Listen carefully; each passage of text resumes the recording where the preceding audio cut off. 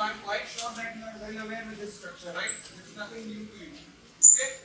हम लोगों ने कुछ बातें डिस्कस किया था लास्ट क्लास में. Since because we are talking about mechanical engineering, we have to be more concerned with the movement associated.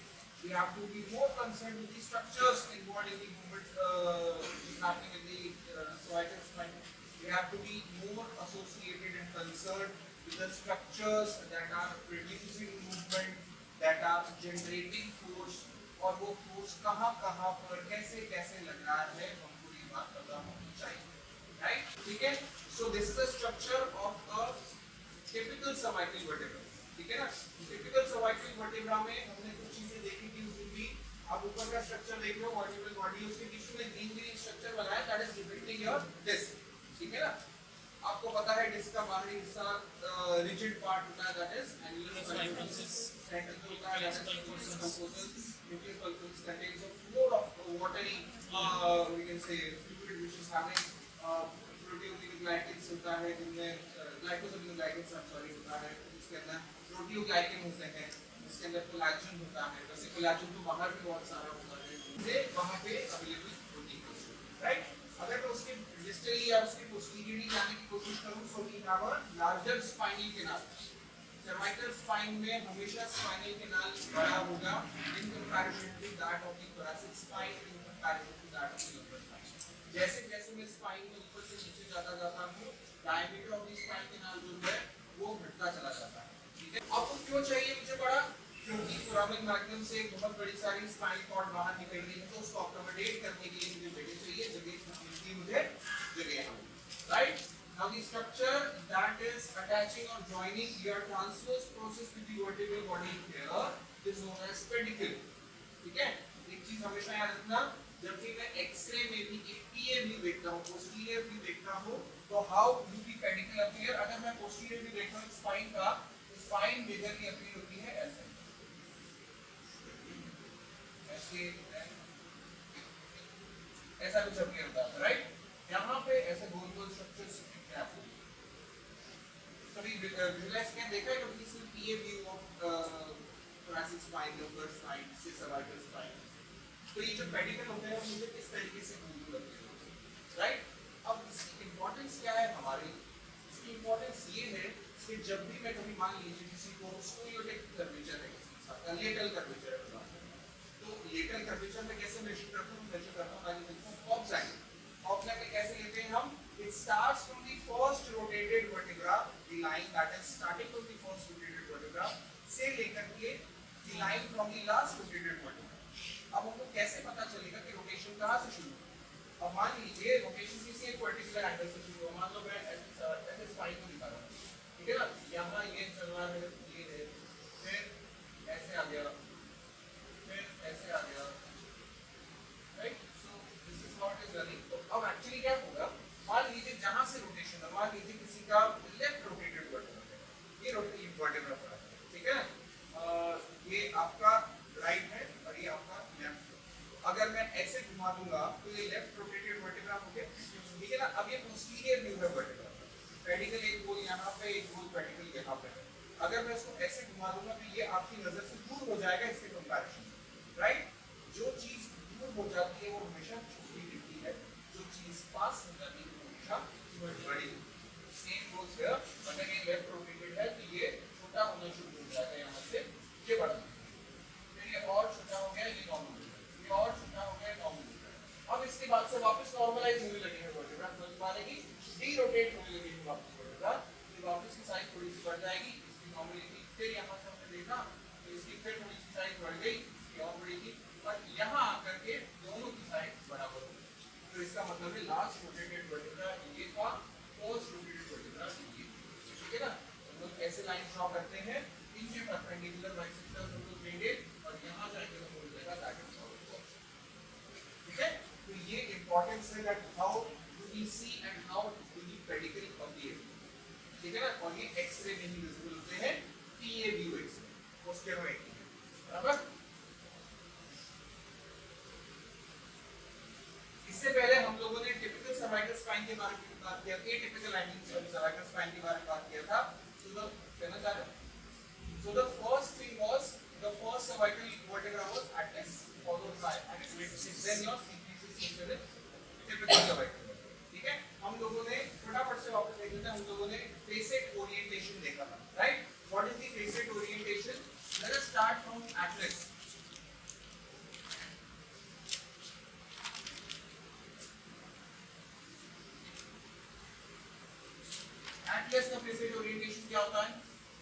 Yeah, what is the peculiar feature of the facet of the atlas? Let us talk about the superior facet. Inferior जो है वो नीचे वाले के superior की तरफ है.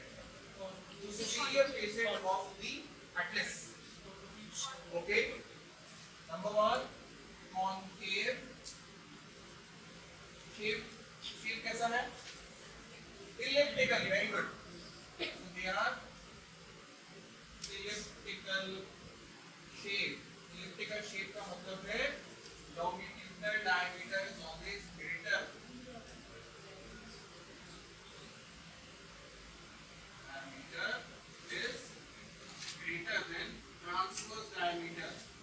इसका मतलब yes, very good. This means sagittal plane motion will always be greater than frontal plane motion.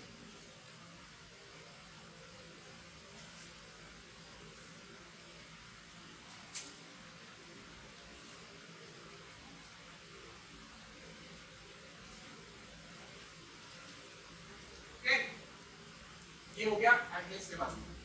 Next is axis. Axis में क्या पेक्युलरिटी होती है? स्ट्रक्चर्स हम लोग देख चुके हैं. Axis, how is axis? Axis का फेसेट कैसा? Superior facet is more of okay, you can से slightly convex but plate shape होते हैं. सर्कुलर प्लेट शेप में लार्जर सरफेस एरिया है. ठीक है ना? They are inclined at an angle of almost 25 to 30 degrees from the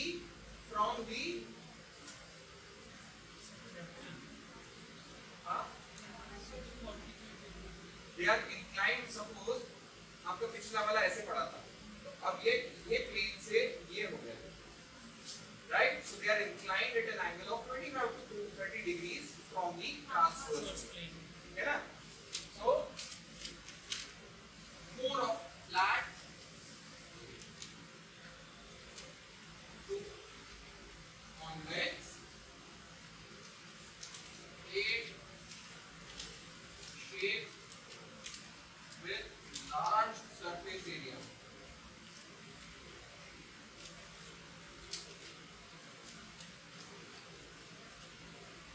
Inclined at an angle of 25 to 20 degrees from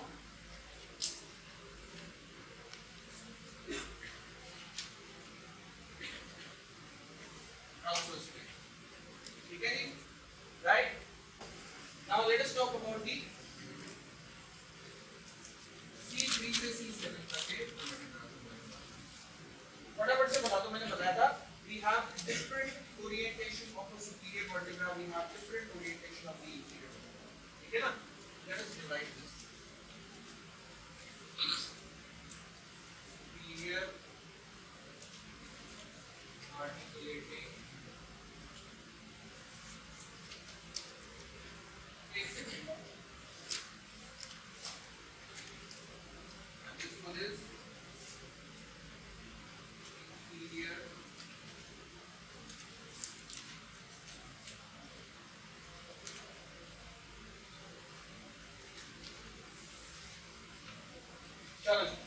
superior articulating faces are posterior and medial. सबसे पहले concave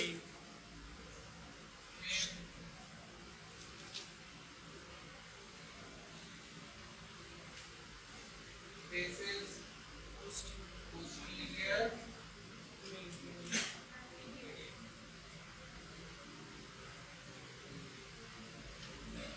ठीक है ना? They see each other. एक दूसरे को देख रहे हैं. That is why they are facing medially.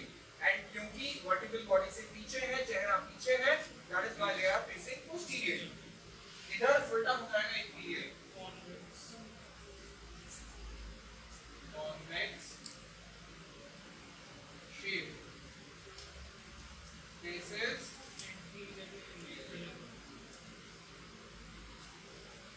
and right. Now based upon this information we can easily find out which one is the superior vertebra, which one is the inferior vertebra. Now this is the picture that you visualize in a MRI. MRI का जब भी transverse plane आता है तो उस transverse plane में आप ये पिक्चर विजुलाइज करते हैं, वहां पे पेशेंट बिल्कुल ऐसे ऐसे दिए हुए होते हैं, ठीक है। तो अगर कोई पेशेंट ऐसे दिया हुआ है वहां पे, और पेशेंट ऐसे दिया हुआ है वहां पे, so you can, these are the articulating surfaces, एक है कॉनकेव, एक है कॉन्वेक्स, दिख रहा है तो साफ साफ, इसके बेसिस पे पता कर सकते हैं कि ये सुपीरियर पेशेंट है, ये इंफीरियर पेशेंट, राइट। सिमिलरली जब आप एमआरआई देखने की कोशिश करते हो तो यहाँ पे कुछ ऐसी मसल्स भी होती हैं, like this, तो ये मस्कुलेचर होता है। Now this musculature डीप से लेकर के सुपरफिशियल आते हैं तो कई सारी मसल्स होती हैं, जैसे कि अगर मैं डीप की बात करूंगा तो जैसे सेमी स्पाइनलिस आ गई है, कैपिटस आ गई है, स्पीनिस फिंसो वैसे थोड़ी सी सुपरफिशियल आती है, और सुपरफिशियल आ जाते हैं इरेक्टर स्पाइन हो जाती है। डीप में आप जाओगे तो रोटेटर में भी सबसे डीपेस्ट होती है, फिर मल्टीपल्स होती है, फिर रोटेटर लॉन्गेस्ट होती है। तो ये सारी मसल्स जो डीप मिल जाएंगी आपको यहाँ पे, और ऊपर आते आते आपको मसल्स मिल जाएंगी यहाँ पे इरेक्टर्स, ठीक है ना।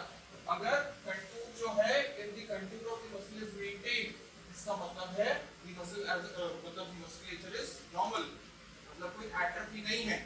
लेकिन अगर ये कंटूर बदल गया, मान लीजिए ये कंटूर ऐसा होने की बजाय ऐसा हो गया, ऐसा इस तरीके से आ रहा है, इसका मतलब है the shape of the muscle bundle has changed. अगर शेप चेंज हो गया है इसका मतलब है कि मसल इज अंडरगोइंग एट्रोफी, ठीक है ना। ऐसे केसेस आपको मिलते हैं कहां पे, जहां पे बहुत लंबे समय का इमोबिलाइजेशन हो, पोस्ट सर्जिकल हो, या कोई इंसान बहुत लंबे समय से कॉलर पहन रहा हो, ये ताकि मसल्स यूज नहीं आ रही, ठीक है ना। यूजुअली पोस्ट ट्रॉमेटिक या पोस्ट सर्जिकल ही ऐसे केसेस आपको, ठीक है जी। So this is one very common. चलिए now let us come on to the examination part. How do you examine that if this is a mechanical case or a mechanical neck pain? How to examine?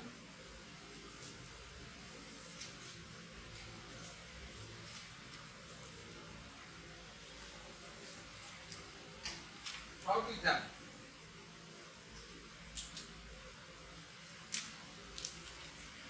Anybody? With क्या है ये case? Mechanical is associated with forces generate हो रहे हैं, वही तो movement है। हाँ, force.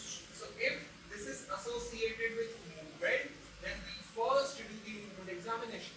Okay, now although yes, we will be taking all the demographies, we will be taking all the all kind of histories we will be taking.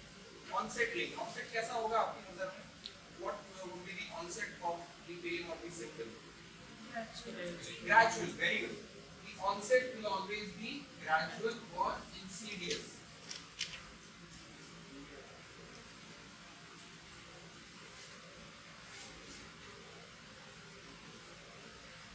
ठीक है। Next आप क्या देखोगे? Mechanism. Mechanism is usually postural. Then what would be next thing? Speak up. Assessment पढ़ाया है तो घर पे भी हो assessment. What would be next thing?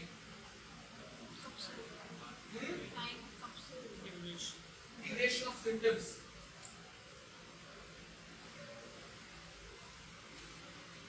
Duration will always be intermittent. दो चीज है ना उसमें की, या तो ड्यूरेशन कंटिन्यूअस है या ड्यूरेशन इंटरमिटेंट है। कंटिन्यूअस का मतलब दिन में 24 घंटा दर्द होता रहता है, कोई ऐसा चीज नहीं है जहां पे खत्म हो जाए या कम हो जाए एकदम से, ठीक है ना। तो अगर कंटिन्यूअस पेन है पेशेंट को, then always try to refer the patient, right. क्योंकि कंटिन्यूअस पेन के केसेस में systemic inflammation, infection, cyst, tumour kind of things जो है वो बिल्कुल एविडेंट हो सकती है, या इमीडिएट ट्रॉमा जैसे कि डिस्कल ट्रॉमा हो जाता है ना, पीआईवीडी हो गया मान लीजिए किसी को, तो वो 24 घंटा दर्द करेगा। तो अगर अक्यूट पीआईवीडी है तो इट्स ऑलवेज रिकमेंडेड कि भैया पहले आप करके एमआरआई कराओ, फिर किसी स्पाइन सर्जन से कंसल्टेशन लेकर के then the patient comes to us, ठीक है ना। So the symptoms will always be intermittent. अच्छा, अगर किसी पेशेंट का ड्यूरेशन ऑफ सिम्पटम जब हम बाद में रिलीविंग फैक्टर्स एग्रीवेटिंग फैक्टर्स देखते हैं तो उसमें कोई भी रिलीविंग फैक्टर नहीं है, मतलब एग्रीवेटिंग हो सकता है बट रिलीविंग फैक्टर जीरो हो जाएगा। क्यों? क्योंकि there is nothing that is relieving the pain, not even any medication is there which is relieving the pain. तो अगर कंटीन्यूअस बता रहा है ड्यूरेशन ऑफ पेन तो कभी भी रिलीविंग फैक्टर कोई नहीं है, right? What is the next thing that we have to talk about? जी नहीं, इंटेंसिटी ऑफ पेन तो हम पेन पे बात करेंगे, ठीक है ना? हम अभी बात करेंगे प्रोग्रेशन ऑफ सिम्टम्स।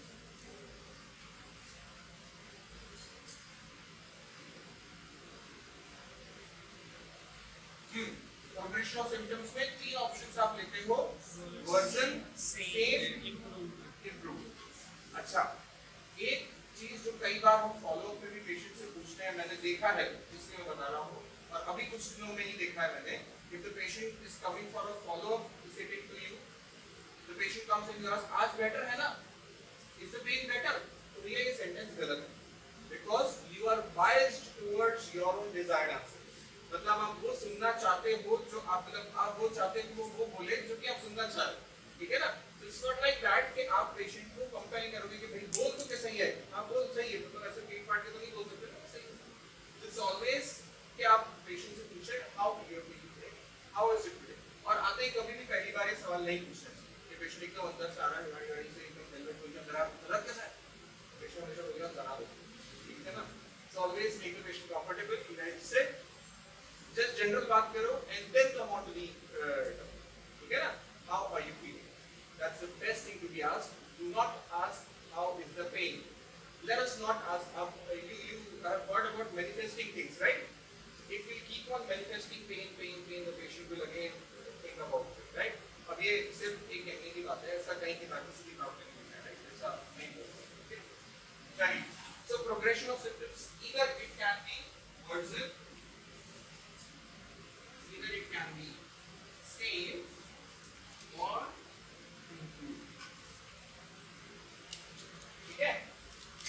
अब इसके बाद आता है ट्रीटमेंट रिसीव, तो उसमें आप लिखते हो क्या क्या ट्रीटमेंट आपका पेशेंट की चुका है। तो फिजियोथेरेपी भी हो सकती है, वो आयुर्वेदा भी हो सकता है, वो मेडिकल मैनेजमेंट भी हो सकता है, होम्योपैथी हो सकती है, भी हो सकता है, मसाज भी हो सकता है, पहलवान भी हो सकता है, सब, ठीक है ना? तो whatever the patient is saying you have to write out, ठीक है? तो जो है कॉपी कीजिए।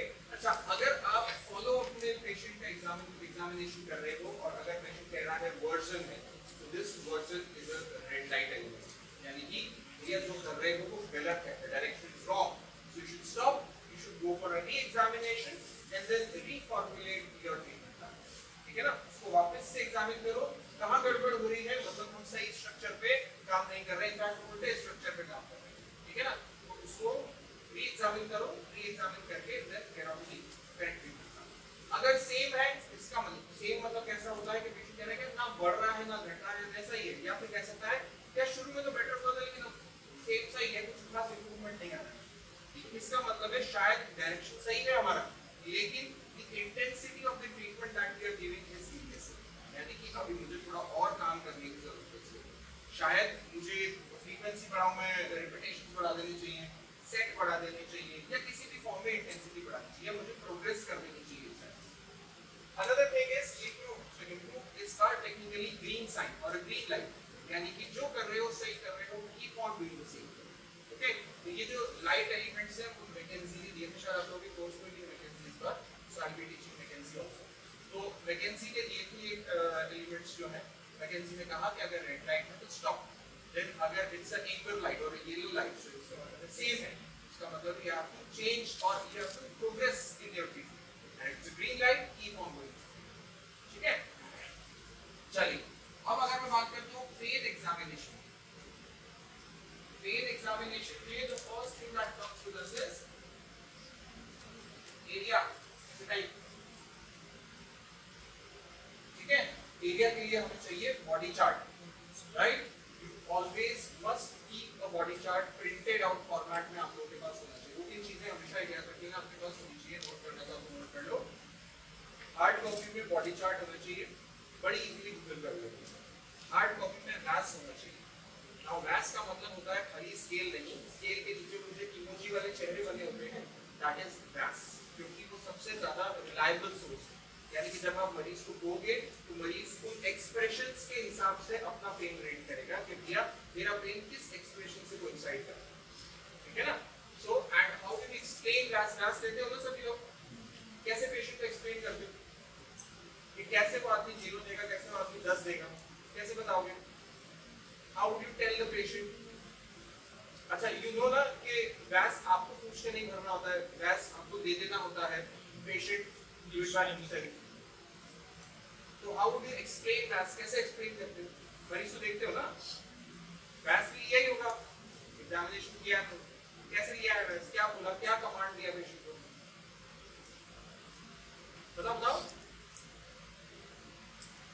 What do you tell the patient? Number दे दो, पेशेंट ने दिया 10, हर मरीज 10 दे देगा। इंटेंसिटी के हिसाब से अपने पेन को 0 से 10 तक रेट करें। 0 होता है जो बिल्कुल नॉर्मल या मिनिमम पेन होता है, 0 और फिर जो 10 होता है वो maximum. Okay, so it's always better that you give a comparison.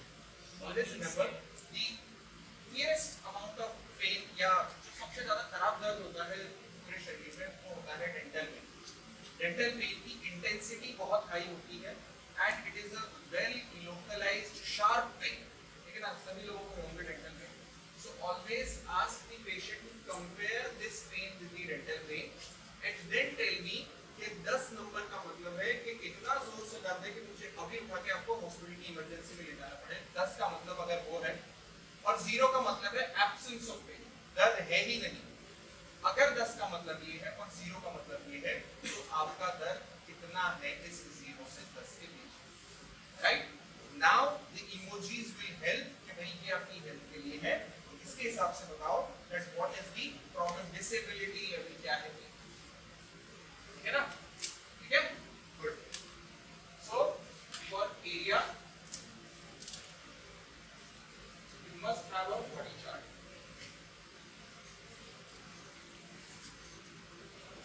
Then intensity के लिए you can take, हाँ जी क्या ना चाह रहे हो, बहुत देर हो गई, तुम और तुम दोनों बता दो, want to say something, then sharp, okay, intensity, gas, NPRS, they are the easiest forms जिससे कि आप पता लगा सकते हैं, ठीक है ना, gas और NPRS सबसे easiest forms है जिससे कि आप पता लगा सकते हैं, ठीक है। Otherwise Wendel's main question है, बहुत सारे main question है, ठीक है। इसके बाद और क्या है, pain type, nature of the pain. Now how would the nature of the pain would be if I talk about mechanical pain? It's a non-radiating pain. It's usually dull aching. Now dull aching pain is a non-localized diffuse pain and it can be of a high intensity, ठीक है ना। Intensity इसका नीचे हो सकती है लेकिन localised नहीं होता है, ठीक है ना, डिफ्यूज्ड पेन होता है। पेशेंट हाथ तो रखेगा कि हाँ यहाँ दर्द हो रहा है, मुझे यही मैक्सिमम लोकेशन होती है, फिर रखेंगे इसके आसपास। पेशेंट कहेगा हाँ यार दर्द तो हो रहा है लेकिन वो एक उंगली नहीं रख सकता। आप यहाँ कहोगे हाँ यहाँ भी हो रहा है, यहाँ कहोगे हाँ यहाँ भी हो रहा है, इधर भी हो रहा है, इधर तक भी जा रहा है, लेकिन एक उंगली रख के मैं जगह नहीं बता सकता, right. That is where the comes to be अगर muscular pain है, muscle spasm वाला pain है, that usually comes to be dull aching, ठीक है ना। So this is about the basic pain thing that you can see. इसके बाद हो जाएगा relieving factors, aggravating factors, और कुछ सारे important pain examination में लेक्चर के बाद then it could be relieving factors and aggravating factors. तो इसीलिए आते ही मैं अपने मरीजों से क्या करता हूँ, I ask the patient to do the active motion test. Patient को बोलते हैं कि भैया टर्न करो इधर, साइड बेंड करो उधर, आगे झुकाना वैसे I prefer कि नहीं करवाना चाहिए ज़्यादा पेशेंट को, but turning and side bending you can ask the patient to do. Now there could be a few instances कि पेशेंट बोल रहा है कि मुझे राइट साइड पेन आ रहा है और राइट टर्निंग में भी पेन आ रहा है। There can be 3-4 instances कि भैया राइट साइड में पेन आ रहा है और राइट गर्दन घुमाने पे आ रहा है, ठीक है, जब मैं राइट घुमाता हूँ तो राइट पे पेन आ रहा है। सेकंड कि जब मैं राइट घुमाता हूं तो लेफ्ट में पेन आता है एंड वाइस वर्सा, ठीक है ना। दो चीजें हो गई कि अगर मैं राइट घुमा रहा हूं तो इप्सिलैटरल साइड पेन आ रहा है, अगर मैं राइट घुमा रहा हूं तो कॉन्ट्रालेटरल पेन आ रहा है। Now usually this contralateral pain is associated with a stretch in the neck. Any time अगर contralateral side pain आ रहा है पेशेंट को तो मैक्सिमल टाइम्स क्या होता है, muscle tightness is the basic issue, muscle spasms का है।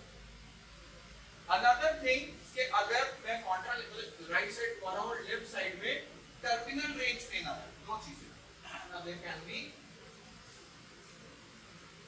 if contralateral pain is there, one can be pain to the range, पूरी range पे। जब से शुरू किया मैंने, जैसे ही गर्दन घुमाना शुरू किया दर्द भी शुरू हो गया, दर्द बढ़ता चला गया। वन इज कि जैसे मैंने गर्दन घुमाना शुरू किया अभी तक तो दर्द नहीं है, लेकिन अब दर्द आ गया, ठीक है। And both of them will be associated with stretch. Another thing can be pain at the end range. Now, if the pain associated with stretch is at the end range, then the victim is your muscle. अंत में जाके and range अगर stretch feel हो रहा है, and range pen आ रहा है, so usually the targeted structure is your muscle. लेकिन अगर पेन थ्रूआउट द रेंज आ रहा है लेकिन रेंज ऑब्स्ट्रक्टेड नहीं है लेकिन पेनफुल है मेरी range, then it could be capsule of the bracing.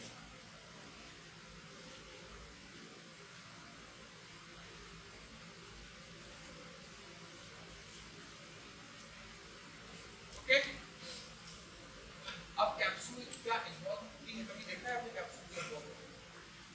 कई बार ऐसा होता है कि हम नॉर्मली सोते हैं लेकिन सोते समय कभी तकिए की पोजीशन ऐसे आगे तकिया मोटा हो गया, बेड ऐसा था जो आपका नहीं था कि नए बेड पे सो रहे हो, कभी क्या करना है टेढ़ी रहेगी, कई बार ऐसा होता है अटक जाती है या फिर अटकती भी नहीं है, इनफैक्ट पेन होने लग जाता है, movement is there but there is pain throughout the range of motion and even at the resting position में पेन होता है, that is usually attributed to the adhesions in the capsule. तो ऐसा कई बार होता है, या पोस्चर होता है, कई लोग होते हैं जो बैंक में होते हैं या कॉल सेंटर्स में होते हैं जिनके कान ऐसे हाथ ऐसे ही रहता है, मतलब मेरा ये फोन का रिसीवर होता है या फोन लगा रहता है साथ में, या कई लोग होते हैं जो ऐसे बैठे बैठे काम करते रहते हैं, इधर गर्दन टेढ़ी करके करते हैं, तो उन लोगों में कैप्सुलर एडेशंस होने के चांसेस उतने ज़्यादा बढ़ते हैं, ठीक है। तो this is a basic thing that अब सबसे पहले there is always a hierarchy that how to actually examine patient. अब इस चीज को याद रखना कि अगर कोई पेशेंट आता है तो आपके दिमाग में फ्लो चार्ट बनना शुरू हो जाना चाहिए। शायद मेरे ख्याल से न्यूरोलॉजिकल पेन की बात आप लोगों से कर चुका हूं, ठीक है ना। क्या है क्या जैसे पिछली क्लास में भी कहते हैं। चलो थोड़ी सी फिर से if a patient comes to you, the first thing that you do जो हमने अभी तक किया उसमें बहुत ही मेजर प्रोस्पेक्ट था पेन, एंड हमने जो लास्ट सवाल यहाँ पे छोड़ा that was the nature of the pain, हम वहीं से पिक करते हैं। A patient comes to you, ask what is the nature of the pain.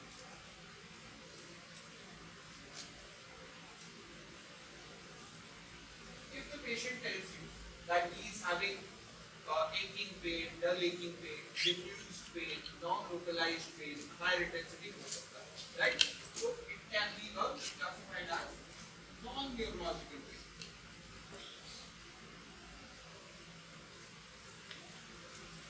Right? Otherwise, it can be neurological pain. Now, neurological pain, if the patient tells you about tingling, breaking, anesthesia, or anesthesia. अगर ऐसे symptoms या relative anaesthesia, अगर patient ऐसे symptoms आपको बता रहा है, case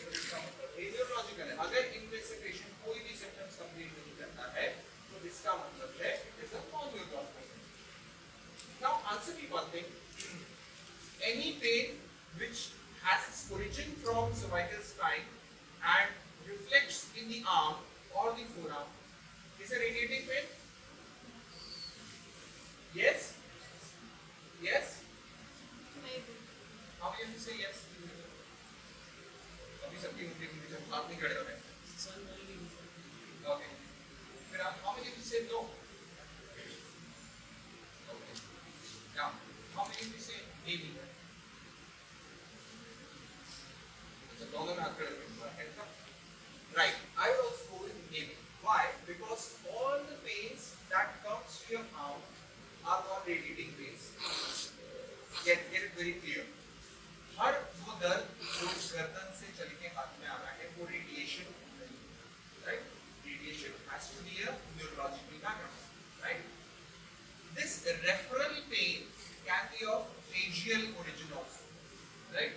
मैं इसके बारे में कभी किसी दिन बहुत अच्छे से लंबी सी क्लास में कभी बताऊंगा आज नहीं, लेकिन हाँ इसका बैकग्राउंड फेशियल हो सकता है. ऐसा बहुत कॉमनली पॉसिबल है कि अगर मैं यहाँ पे मेरा कोई ट्रिगर बैंड है, ट्रिगर पॉइंट है या सिर्फ मसल स्पैज़म है, तो मैं अगर सिर्फ ट्रैप्स को दबाता हूँ, अगर सिर्फ मैं ट्रैप्स को रिलीज करता हूँ तो मेरा यहाँ वाला सारा पेन खत्म होगा.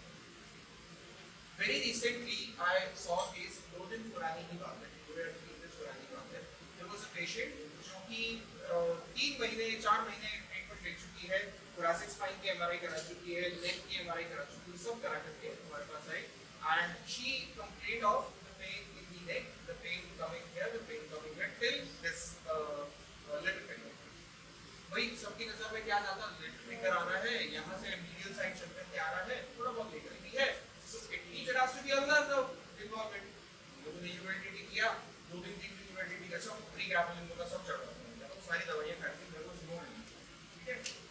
तो हम लोगों ने अंदर नर्व का स्ट्रेच किया, हम लोगों ने मसल स्ट्रेच किया, मसल रिलीज किया. पेशेंट के सिम्टम इंप्रूव हुए लेकिन सिग्निफिकेंटली इंप्रूव नहीं, ठीक है ना. मोर और लेस यू कैन से कि it was a 20% relief, 25% relief the patient से, अदर पेशेंट को नहीं. Then I switched off everything. मैंने कहा सब ट्रीटमेंट खत्म करो, वापस से एग्जामिन करेंगे. Then I very keenly observe what are the symptoms of the patient. Patient क्या बता रहा है, क्या बता रही थी, मैंने बहुत ही कीनली ऑब्जर्व किया. तो वो ऑब्जर्व करने के बाद हमने एक चीज देखा कि हम लोग इतना बायस्ड हो गए रेडिएशन के प्रति कि हमने लोकल एग्जामिनेशन किया ही नहीं. मैंने 2-3 चीजें की. भाई ट्रैप्स तो हम एग्जामिन कर चुके थे, पर traps there was a stiffness, there was pain, मान लिया. हम लोगों ने इंफ्रास्पिरिटस एग्जामिन किया. I examine infraspinatus, I got 3 trigger bands. Then I came out to the local examination के भाई रेफरल पैटर्न क्या बता रही है पेशेंट. रेफरल पैटर्न पहला है ये एरिया, लेटरल ब्रेकियल या पोस्टेरोलेटरल ब्रेकियल बता रही है. ऑल्दो C5 का रूट पैटर्न नहीं होता है वो, लेकिन जब मैंने वहां पे टेंडरनेस चेक किया तो इट वाज टेंडर. अब एक बात हमेशा याद रखिए, रेडिएटिंग पेन अगर होगा तो लोकल टेंडरनेस नहीं होगी कभी. अगर किसी पेशेंट का पेन रेडिएट कर रहा है हाथ में, तो जहां रेडिएट कर रहा है वहां पे लोकल टेंडरनेस कभी नहीं मिलेगी आपको, ठीक है ना. दर्द की जगह पे होगा, रूट कॉज पे होगा, कभी आपके रेफरल पैटर्न या रेडिएटिंग पैटर्न में कभी भी पेन नहीं होगा. She had tenderness over the posterior deltoid region. तो मुझे मोटिवेशन मिला. Then I went out to ECRB. ECRB was so tender, बहुत जबरदस्त टेंडरनेस ECRB. ठीक है, मैंने सिर्फ ये रिलीज इंफ्रास्पिरिटस रिलीज किया. Then I release with her rhomboids. Then I release with the ECRB posterior deltoid. Of course मैंने एक सेशन में किया and the pain from 25% relief came down to 75%. Although soreness थी उसके बाद कंसीडरेबल है, लेकिन जो दर्द था वो ऑलमोस्ट 50% से ज्यादा इंप्रूव कर गया एक सिंगल सेशन में, जहां हम पिछले 4 सेशन में काम नहीं करते. राइट.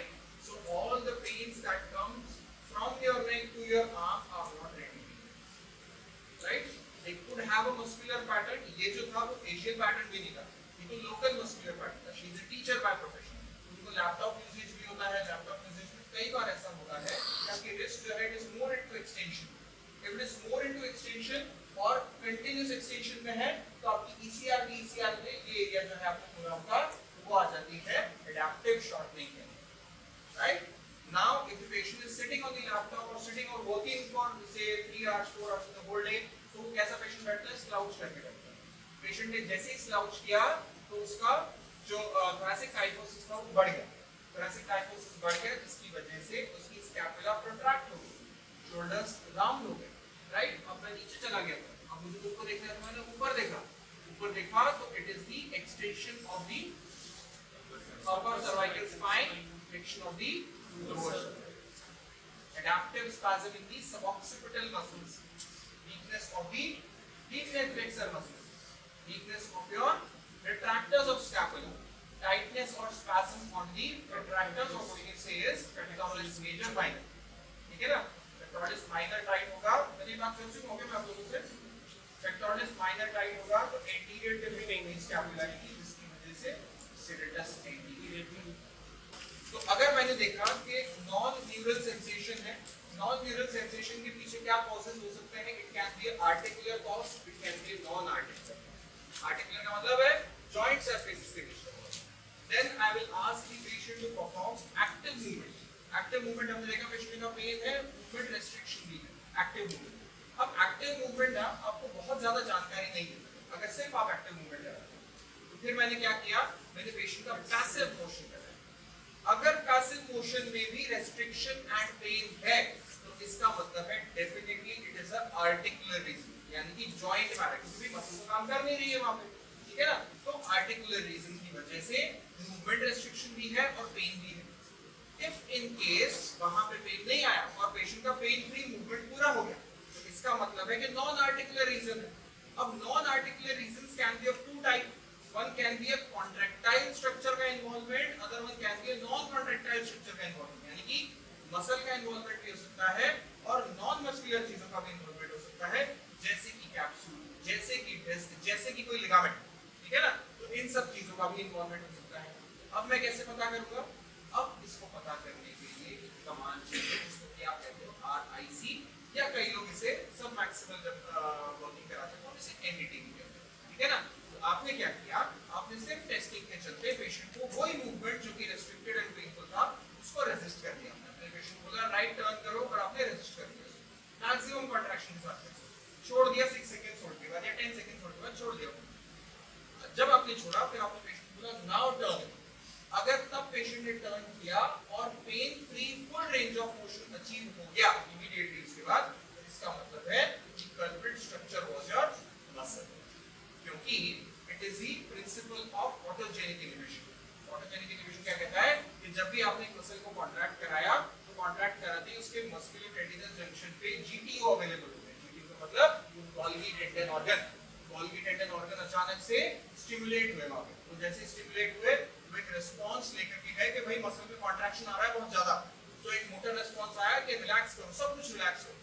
तो ऐसे कॉन्ट्रैक्शन के बाद आपका जो मसल होता है और इन नेक्स्ट 4 to 6 सेकंड्स आपके नॉर्मल रेस्टिंग पोजीशन से भी ज्यादा रिलैक्स होगा। अगर वो ज्यादा रिलैक्स हो जाएगा तो मूवमेंट नॉन पेनफुल और फुल रेंज ऑफ मोशन रहेगा।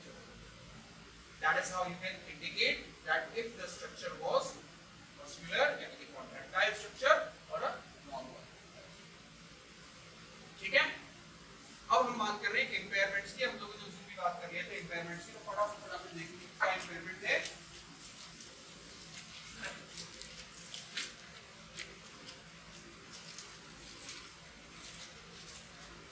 जल्दी से बता दो हम लोगों ने क्या बताया था सिर्फ फॉरवर्ड हेड पोस्चर।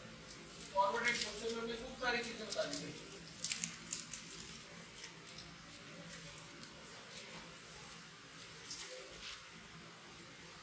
ठीक है ना, ऐसे ब्लॉक बना देना है, स्पैज़म और वीक सबको साथ मिलते हैं। Forward head posture with slouch posture, बस अब सब आ गया। राइट, पास बोलो सबऑक्सिपिटल मसल्स का pectoralis major, pectoralis minor, erector और चलो वीकनेस पे आता हूं।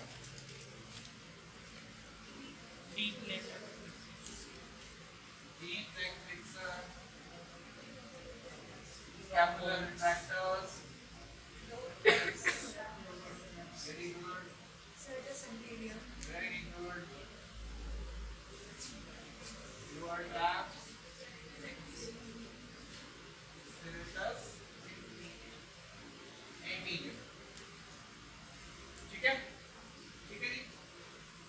बात करी हमने मसल के एक की सी बात करेंगे सबस्कैपुलरिस का स्पेलिंग होगा और हमने अपर ट्रेपेजियस को लिखा ही नहीं सब लिख दिया अपर ट्रैप्स लेवेटर स्कैपुले और भी हमने लिखा ही थी Splenius capitis and cervicis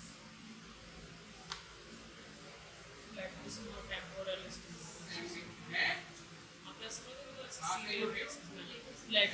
spinalis capitis and cervicis temporalis platysma very good platysma SCM स्टेलिनी ये सब ठीक है ना इतनी सारी मसल्स स्पैजम अब इस केस में यहाँ पे मल्टीपल की जरूरत नहीं है एक्सटर्नल व्हाट अरे एक्सटर्नल तो स्पैजम है ना अभी तो मैंने बोला शोल्डर के एक्सटर्नल ठीक है ना अच्छा एक और बात मैंने शायद उस दिन भी बोली थी मैं बोल रही थी अगर मैं ऐसा लिख रहा हूँ स्पैजम और वीकनेस से ऑपोजिट टर्म्स में है जो मसल स्पैजम में है वो मसल वीकनेस से भी है और जो मसल स्पैजम में है वो तो स्पैजम में है ही है this is the difference of the tone of use right here you have the muscle in contracted state जिसकी वजह से टोन ज्यादा है यहाँ मसल फ्लैबी है जो मसल्स में टाइप 2b फाइबर्स ज्यादा होते हैं they undergo spasm mode and जिसमें टाइप 1 फाइबर्स ज्यादा होते हैं they usually undergo weakness they do not undergo any of spasm ठीक है ना तो ये बेसिक और कुछ याद आ रहा है क्या ये तो आपने देखा muscular element now how to check for the bony और द आर्टिकुलर एलिमेंट तो मैंने आप लोगों से उसमें कहा था कि हम एग्जामिनेशन में एक चीज पढ़ेंगे इसमें that is what active motion testing हम लोगों ने देख लिया यानी कि physiological motion testing although physiological motion testing is passive in nature इसको हटा दूंगा एक मिनट के लिए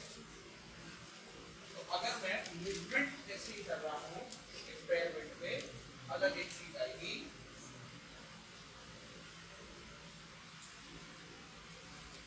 can check the movement by physiology. We can check the movement of the articular surface. So motion testing दो तरीके से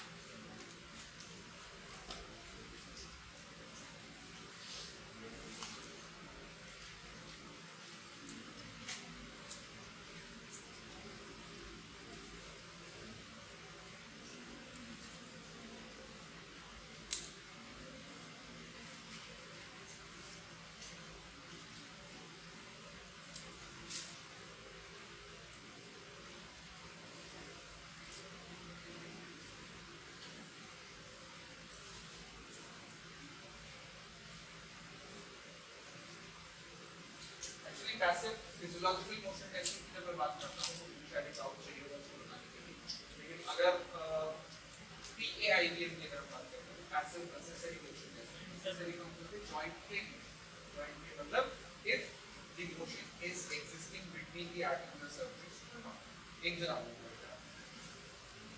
supposingly if I have to check ऐसे तो सबसे पहले मुझे आइडेंटिफिकेशन बहुत जरूरी है that how would I check कि मैं कौन सा लेवल चेक कर रहा हूं राइट तो सबसे पहले जो पैल्पेबल लेवल होता है वो C2 लेवल है C2 में मैं कैसे पूछूंगा check for the tragus of the ear ये जो है ना वो tragus of the ear right तो एक ट्रेगस ये एक ट्रेगस ये the line that joins both the tragus in the back of the head here is the spinous process of the second cervical ठीक है ना आपको थोड़ा सा डिग डीप करना पड़ेगा कि फाइंड आउट कर सको लेकिन इसको अच्छा करने के लिए क्या कर सकते हैं चिन टकिंग करेगा और आप थोड़ा सा पुशिंग करोगे तो आपको मिल जाएगा खुद का कभी भी नहीं मिलेगा पड़ोसी का मिलेगा ठीक है ना तो जस्ट ट्राई टू चेक और calculate for the spinous process of the second cervical now always remember when you are checking और testing for the motion between C1 and C2 C1 और C2 का मोशन हम लोगों ने पहले बात किया है कि जो ट्रांसफर जो बेसिक्स होते हैं they are all over in the transverse space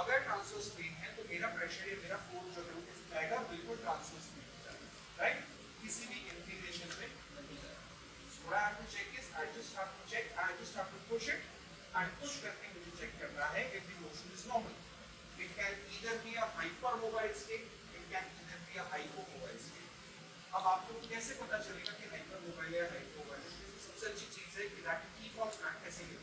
आप जब तक 100, 150, 500 लोगों को नहीं देखोगे इस चीज के लिए, आपको आइडेंटिफिकेशन नहीं हो पाएगा that is a hypomobile state और hypermobile state. ठीक है ना? एक hypermobility के लिए टेस्ट होता है, सबसे पहले सर्वाइकल स्पाइन में किया जाता है, that is a Sharp-Purser test. Sharp-Purser test का नाम सुना है क्या आपने? Write it down. और नेक्स्ट क्लास में आपको मुझे बताओगे कि Sharp-Purser टेस्ट क्या होता है और कैसे करना है, ठीक है ना? And when it is done, Sharp SHARP PUERSER Sharp-Purser test बड़ी इजीली अवेलेबल है मैगी के अंदर, ठीक है? इसी तरीके से जब मैं नीचे आऊंगा यहाँ पे तो जो सेंटर ऑफ द स्पाइन है जहाँ पे स्पाइनस प्रोसेस मिल रहे हैं तो मैं हर स्पाइनस प्रोसेस को पुश करूंगा। लेकिन ये C2 जब था तो मैं ट्रांसवर्स प्लेन में कर रहा था, लेकिन C3 C4 आते आते इंक्लिनेशन चेंज हो जाएगा। हम लोग एक बहुत इंपॉर्टेंट चीज देखना भूल गए थे वापस इंक्रीज से C7 के फेसेट ओरिएंटेशन में, that all the facets are oriented at an angle of 45 degrees from the frontal plane, 45 degrees posterior from the frontal plane. अगर ये फ्रंटल प्लेन है तो इससे पीछे, ठीक है? अगर पीछे है तो मूवमेंट ऐसे हो रहा है, ऐसे हो रहा है मतलब टुवर्ड्स आई बॉल जा रहा है, तो मेरा जो फोर्स का ओरिएंटेशन होगा वो भी टुवर्ड्स दी आई बॉल रहेगा, राइट? अगर मैं सेंटर में यानी स्पाइनस प्रोसेस पे उंगली रख करके ये मूवमेंट करने की कोशिश कर रहा हूं, so that will be known as central postero anterior line. जहां धक्का मार रहा हूं पीछे से आगे मार रहा हूं, कहां मार रहा हूं? बीच में धक्का मार रहा हूं, so it will be called as central postero anterior यानी सेंट्रल पीए लाइन, ठीक है? सिंपल। अब ये मान लीजिए मेरा स्पाइनस प्रोसेस था, इसके बिल्कुल 1 फिंगर डिस्टेंस पे मैंने एक और पॉइंट आइडेंटिफाई किया, now that point is your facet joint of the same side. इसका इधर है, इसका इधर, यानी कि बीच वाली उंगली अगर मैं डालता हूं तो दोनों ही साइड्स हैं स्पाइनस प्रोसेस के, दे आर माय फेसेट, ठीक है ना? On the same level, 1 finger distance on the same level exists your face section. तो सेम इसमें भी मैंने क्या किया, अब देखो मेरे डायरेक्शन ऑफ ओरिएंटेशन क्या है, मेरा जो थंब है ये इंक्लाइन पड़ा है थंब, ठीक है ना? थंब इंक्लाइन होगा and if I will be pushing it like this, so that means the guide will be going into the direction of eyeball, called as anteroocular direction, in the direction of the eyeball, ठीक है ना? So this is how you actually do the PAIBM of the facet joint, yeah? Facet joint, yeah. ठीक है? Initially try to perform it in the patients and see that if it is a hypomobile case or a hypermobile case, ठीक है ना?